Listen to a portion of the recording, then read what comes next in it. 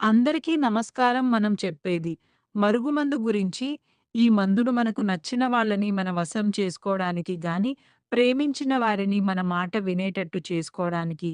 కానీ అత్తమామల మధ్య గొడవలు ఉన్న అత్త కోడలికి గిట్టకపోయినా, ఈ మందు వాడే మన మాట వినే విధంగా చేసుకోవచ్చు. అయితే ఈ మందు 2 రకాలుగా ఉంటుంది. ఒకటి లిక్విడ్ రూపంలో ఉంటుంది. రెండవది పౌడర్ రూపంలో ఉంటుంది.